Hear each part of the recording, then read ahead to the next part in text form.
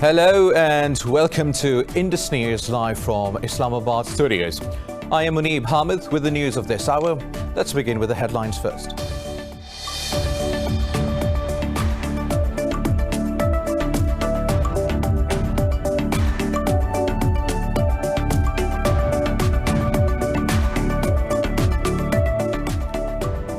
Seven policemen have been killed and 15 others wounded in a car bomb explosion in Afghanistan's central city of Ghazni. A spokesman for the Interior Ministry said the attack targeted a unit of the Public Protection Forces. He said the explosion was followed by an attempt to storm the compound, but all the attackers were killed before entering. Brazil has become the second country after the United States to cross 100,000 coronavirus deaths with nearly 3 million infections. India has registered the highest single-day surge in COVID-19 cases with over 65,000 new infections. India's coronavirus caseload has jumped to over 2.1 million with more than 43,000 deaths. In Pakistan, 8 more people have lost their lives as the infection rate continues to decline, with 634 contracting the virus overnight. Globally, the COVID-19 has taken over 726,000 lives while infecting 19.5 million.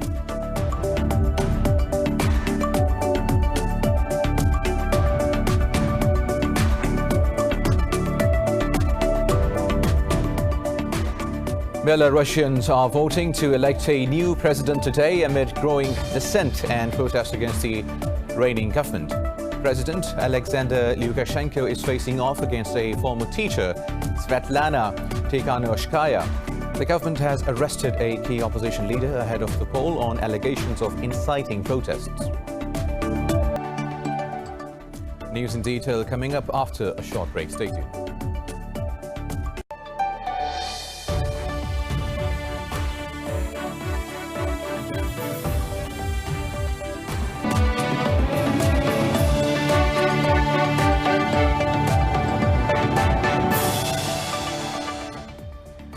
Welcome back now. We start our news bulletin from Afghanistan, where 7 policemen have been killed and 15 others wounded in a car bomb explosion in the central city of Ghazni. A spokesperson for the Interior Ministry says the attack targeted a unit of the Public Protection Forces. He said the explosion was followed by an attempt to storm the compound in the Kotal-e-Rauza area, but all attackers were killed before entering. Police say the wounded have been taken by the Kabul helicopter for treatment and 3 of them are in a critical condition. No group has claimed responsibility for the attack so far.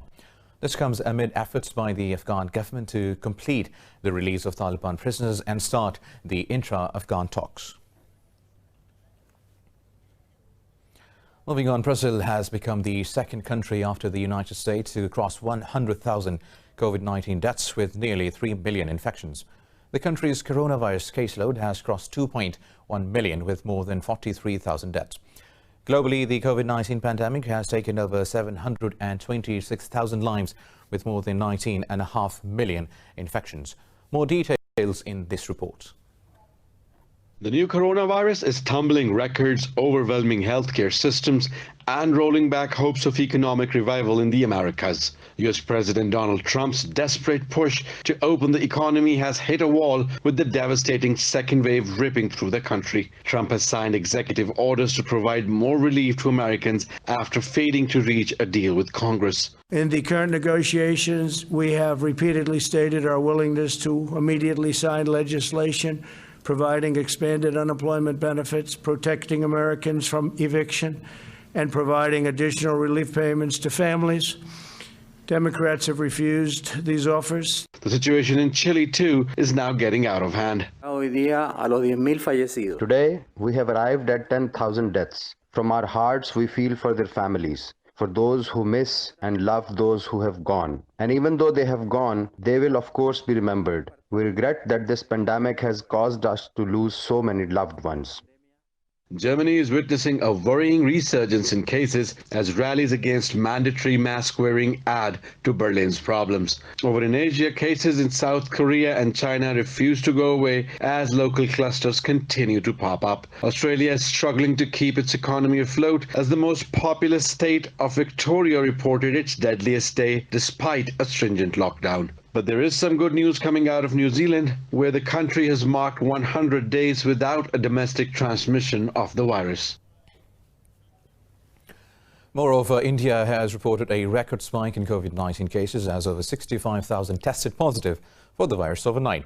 The country's caseload has doubled over the past 3 weeks, taking the toll to over 2.1 million infections. The Health Ministry says 861 more people have lost their lives to the virus, increasing the tally to over 43,000. Meanwhile, in Andhra Pradesh, 7 patients have been burned to death after a fire engulfed a makeshift coronavirus treatment center at a hotel. Officials said around 40 people, including 30 COVID-19 patients, were present in the center when the blaze started. Making matters worse, tens of thousands of female health workers have gone on strike to demand better pay and protection. Opposition Congress leader Rahul Gandhi says female workers have been facing attacks and harassment. Meanwhile, in Pakistan, the COVID-19 death rate has dropped below 2-digit figures as 8 died in the last 24 hours. The Health Ministry says 634 cases were reported overnight as the tally crossed the 284,000. The ministry said over 260,000 people have recovered from the virus so far. It said there are over 17,000 active cases in the country, among which 791 remain critical. Sindh remains the worst hit province with over 123,000 infections, while Punjab has reported more than 94,000 cases. Now, Pakistan says it will continue to strengthen political and economic ties with ASEAN member states in line with its Vision East Asia policy. Foreign Minister Shah Mahmood Qureshi said this on the 53rd ASEAN Day. He commended ASEAN members for effectively handling the COVID-19 pandemic. Qureshi also offered congratulations to the bloc's members on behalf of the government and people of Pakistan. ASEAN has completed 7 decades of existence, having provided assistance to member states and working for a shared future. The bloc was inspired by other regional groupings of the world.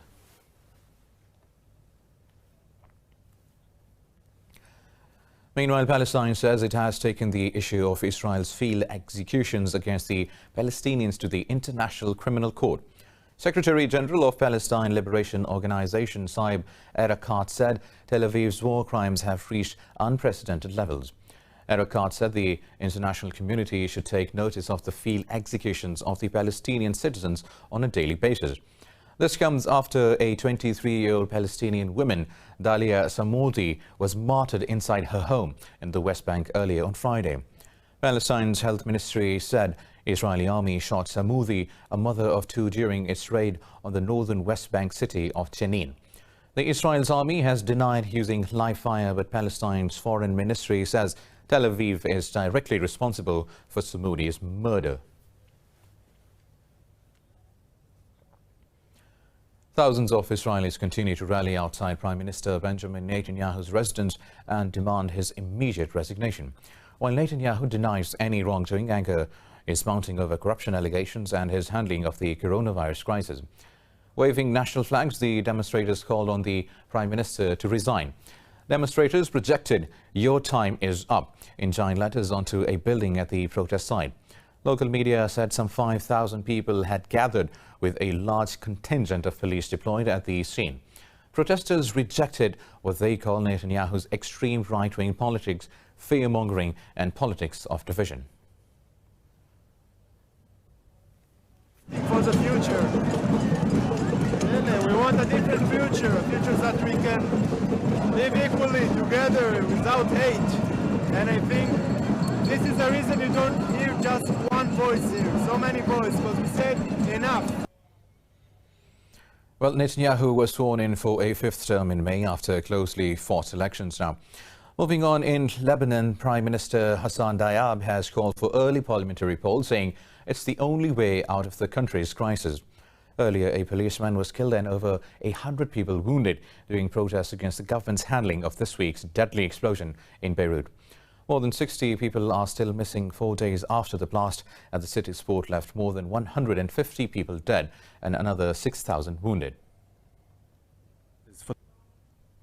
Thousands of people poured into Beirut's main square, demanding justice for the victims of the deadly explosion. Security officials say angry protesters tried to break through a barrier to get to the parliament building. Some threw stones on security forces, who fired tear gas in response. Lebanese authorities have arrested 16 people as part of the investigation into the incident. President Michel Aoun says the probe is looking into possible external interference in addition to simple negligence or an accident. Meanwhile, Arab League chief Ahmed Abul Ghaid said the bloc is ready to assist the investigation into the blast. France has announced to host a donor conference for Lebanon via video link on Sunday. Meanwhile, Hong Kong's chief executive Carrie Lam says she will cancel her U.S. visa over Washington sanctions. The U.S. imposed sanctions on 11 Hong Kong officials, including Carrie Lam and Hong Kong's liaison director Liu Hoining. In a social media post, Lam said she does not want to visit the U.S. despite her visa being valid until 2026. She questioned if Washington violated the human rights of Chinese officials by revealing their personal information on the internet.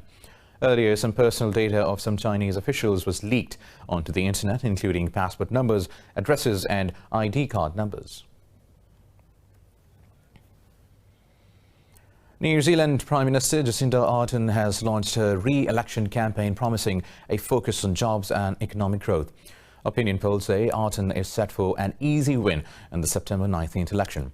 In her first campaign speech, she pledged a $205 million rescue package for businesses. The funding will allow businesses a subsidy of nearly $5,000 on average and up to almost $15,000 to tackle unemployment. Ardern won global praise for her leadership during the coronavirus pandemic. That's why I am announcing today that if Labor is returned to government, we will roll out a support package to assist businesses in employing up to 40,000 New Zealanders whose employment is impacted by COVID-19. Moving on now, Russia says the UK is becoming increasingly reliant on the US policy, despite leaving the European Union to regain its independence. In an interview, Russian ambassador to the United Kingdom, Andrei Kalin, said Washington dictates elements of London's policy making. Kalin said London is forced to submit to some of Washington's whims to negotiate a better trade deal with the United States. He said before the Brexit, the UK was guided by the European Union's policy principles. The Russian envoy said it was up to London to make a stay with or without the EU. He said Brexit presents an opportunity to boost Russia-UK economic ties, but there are some pre-existing political barriers. Belarusians are voting to elect a new president today amid growing dissent and protest against the reigning government. President Alexander Lukashenko is facing off against a former teacher, Svetlana. Lukashenko has been in power for 26 years and seeking a sixth term in the office. Mass demonstrations headed by Tikhanovskaya against the government have intensified in recent weeks. Authorities have arrested a key opposition leader ahead of the polls on allegations of inciting protests. Human rights group says more than 1,300 people have been arrested and jailed in a government crackdown during the campaign.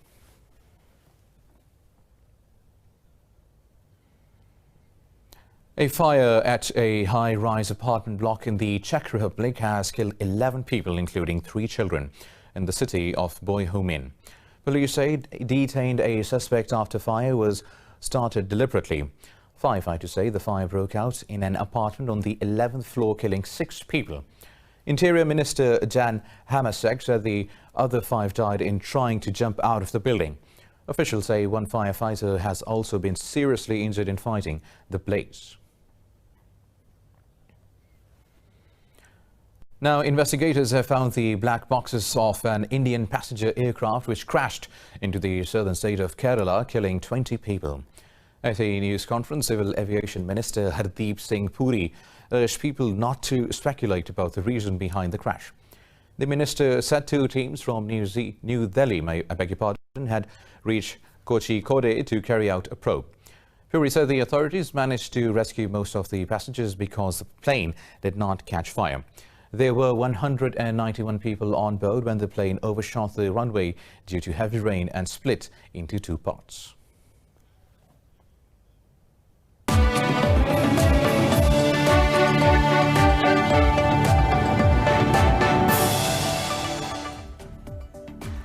Welcome back now.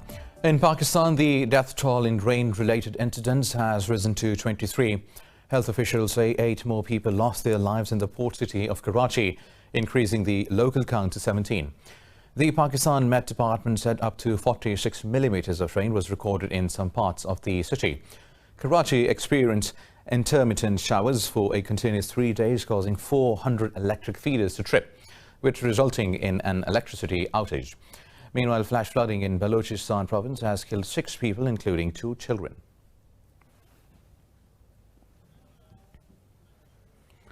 The death toll from heavy rain, floods and landslides in South Korea has risen to 30. Central Disaster and Safety Headquarters says the number may rise as 12 people remain missing, while about 6,000 people have been displaced. Officials say about 93 square kilometers of farmland was flooded.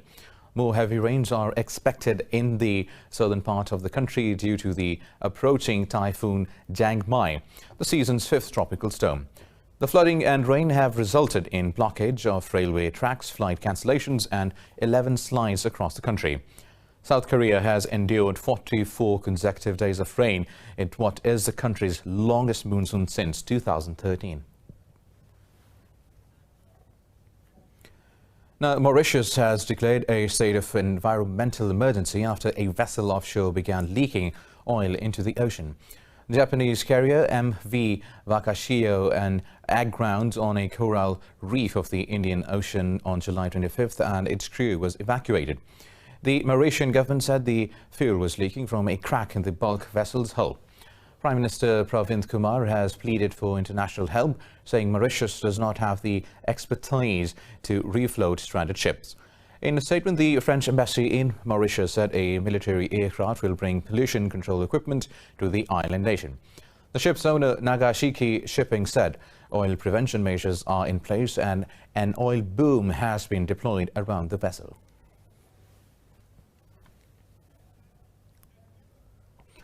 A Syrian artist finds solace in making mosaics of prison memories to not forget Bashar al-Assad regime tortures in Aleppo's Aziz district. This report has more. Mosaic artist Abdul Razak Tawal remained in prison for 6 years in Damascus. He has started reflecting the torture memories with mosaic stones. Tawal has everything in his mind, like the moments of interrogation, friends and torture.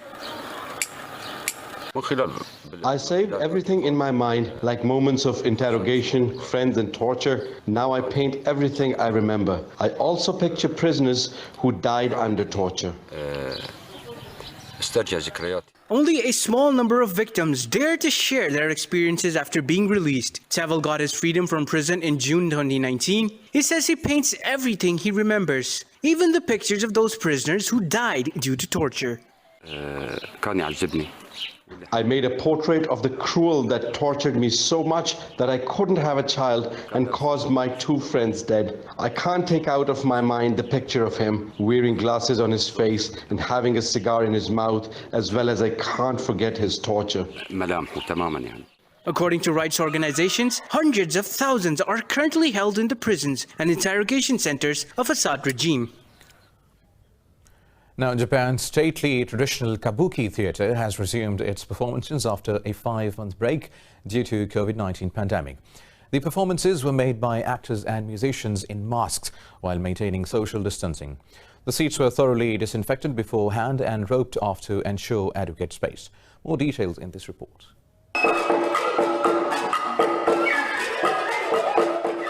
A rich blend of music, dance, mime, and spectacular staging and costuming, Kabuki has been a major theatrical form in Japan for 4 centuries. In the reopening of Tokyo's famed theater, fans were entering the venue, wearing masks, and going through temperature checks before finding their seats. Chiaki Sakurai, a 46-year-old resident, said she usually watches Kabuki 2 or 3 times a month. I am so moved and I want to show my appreciation that they reopened the theatre despite many difficulties. There wasn't much to look forward to during the last 5 months, so I feel as if I finally come back to life.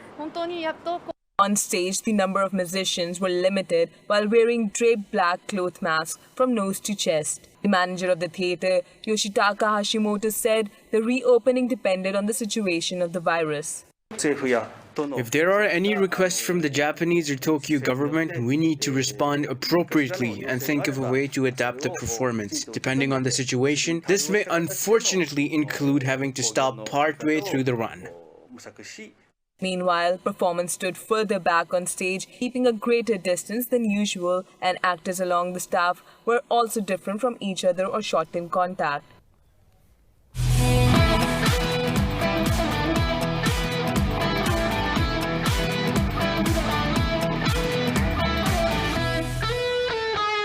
In football, Barcelona beat Napoli by 3-1 at the Camp Nou as they sailed through 4-2 on aggregate to qualify for the Champions League's quarter-finals. After a shaky start, the Catalans took the lead through a Clement Lenglet header before Messi hit a superb second in the 23rd minute.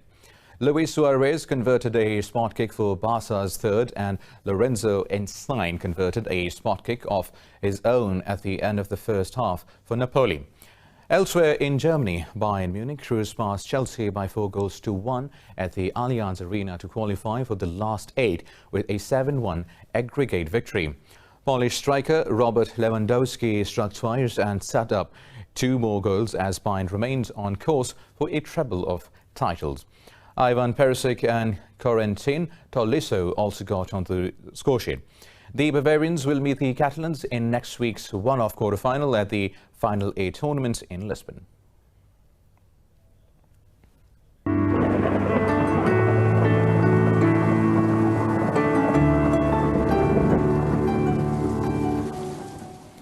And now let's have a look at the weather updates across the globe.